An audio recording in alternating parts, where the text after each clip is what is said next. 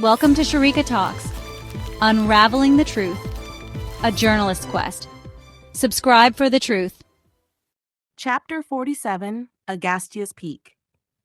A sudden flash of lightning illuminated the canopy of the Agastyarkudum biosphere, turning the forest white for a fraction of a second before plunging it back into darkness.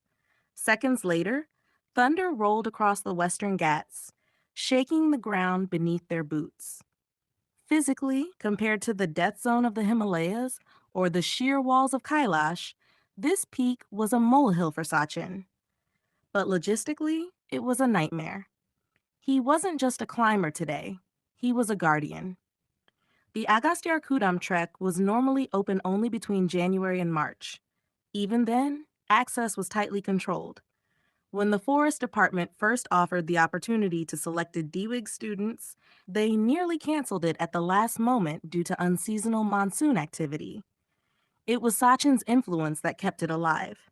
Officially, he told himself it was for the children, for exposure, for experience. But in reality, he needed to be here. It was just a hunch. He had no proof that Agastyarkudum held answers, just a pattern recognition firing in his brain. Myths claimed Sage Agastya was a contemporary of Shiva. Some Southern folklore pointed to Agastya as the originator of Kalaripayattu, the mother of all martial arts. Agastyarkudum wasn't the tallest peak, but it was wild. As was customary, members of the Kani tribe accompanied them.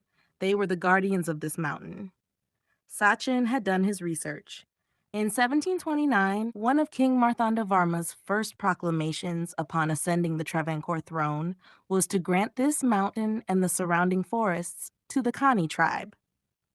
They still lived here in settlements, maintaining a watchful eye over the peak. Even the modern trekking path was cut by their ancestors. They were strict. They did not allow tourists or even forest officials to venture off the designated path. Certain areas, the deep sacred groves known as Agastya Kavu, were strictly forbidden. They believed the deity still resided there. Since the forest was a treacherous maze of leeches, steep drops, and dense undergrowth, the Forest Department yielded to the tribe's authority. Sachin watched the Kani guides moving effortlessly through the mud while the DWIG students struggled. He remembered a scientific discovery from 1997 that validated the tribe's deep knowledge. A team of researchers had been exhausted during a trek, while their elderly Kani guides remained energetic. The scientists noticed the tribesmen chewing on a small green herb. After much persuasion, the tribe revealed the secret of Arogyapacha, Trichocopa zeylanicus, the miracle herb that banished fatigue. A mountain, a guardian tribe, a secret herb that granted superhuman endurance. Forbidden zones. The parallels to Kailash were impossible to ignore. The trek, which typically took 2 days, had stretched to 4 due to the relentless storm. On the third night, as the students slept in the camp near the peak, exhausted by the climb, Sachin made his move. There was only a small statue of Sage Agastya at the summit, but it wasn't significant. Sachin's aim was different. The rain masked the sound of his movement. He slipped away from the perimeter, heading toward one of the sacred groves the Kani guide had pointed out as forbidden territory earlier that day. He couldn't go too deep. He saw the flicker of torches in the distance, tribal men guarding the inner sanctum while the students were present, perhaps performing a ritual or simply keeping watch. But Sachin didn't need to reach the center. He just needed a clue. He found it near the roots of a massive ancient banyan tree that strangled a large boulder. He wiped the moss from the rock face. His heart skipped a beat. Symbols. The same geometric glyphs he had seen carved into the ice-covered steps of Mount Kailash. The connection was real. The north and the south were linked by a secret history written in stone. He heard the snap of a twig and the murmur of voices. The guards were approaching. Sachin retreated, melting back into the shadows and returning to the camp before anyone noticed his absence. The school trip ended on September 14th. As soon as the bus dropped the students off at the campus, Sachin didn't rest.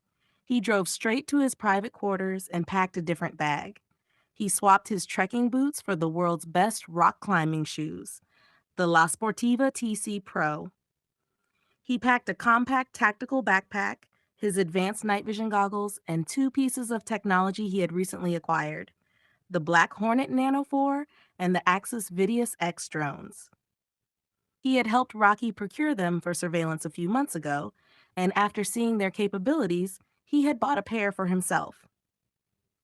The Black Hornet was the world's most advanced compact drone, capable of flying for kilometers and hours, equipped with 3 cameras including night vision. Yet it was smaller than the palm of his hand, resembling a large dragonfly, and sounded like one too. The Axis Vidius X was the world's smallest drone, no larger than a coin. It could fly only short distances, less than 100 meters, but it was practically undetectable. Sachin had originally bought the pair as a hobby. Now they had become essential. For a man who had climbed Mount Kailash while evading the thermal optics of the Chinese People's Liberation Army, climbing Agastya without the notice of the Khani tribe was child's play. It may have been their forest, but superior technology and skill made Sachin formidable. He moved like a phantom through the forest, bypassing settlements and guards, using the drones to scout the path ahead. He reached the sacred grove in less than half the time it had taken the group. This time, with no guards to hurry him, he ventured deeper. He climbed past the banyan tree, scaling a sheer rock face that led to a hidden alcove protected from the rain. He switched on his panoramic night goggles, and the sight made him freeze. The wall of the alcove was covered in carvings. The familiar, indecipherable symbols from Kailash were there, yes, but next to them were pictograms, detailed mappings of 3 locations and their significance. Sachin ran his fingers over the grooves, his breath catching in his throat. He understood where he had to go next, and where he could finally find the answers he sought. End of chapter 47. Thank you for watching Unraveling the Truth, A Journalist's Quest. Subscribe to stay updated on Sharika's journey. Stay tuned for the next part.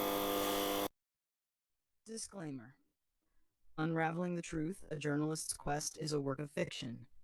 The experiences, ideas, and theories presented by the characters, including the books they write, are purely fictional and do not reflect real-world events, beliefs, or ideologies. While some incidents and characters may be inspired by real-world scenarios, they are entirely fictionalized for storytelling purposes. The author does not endorse or share the viewpoints expressed by any character in this novel. Any resemblance to actual persons, living or dead, or real events is purely coincidental.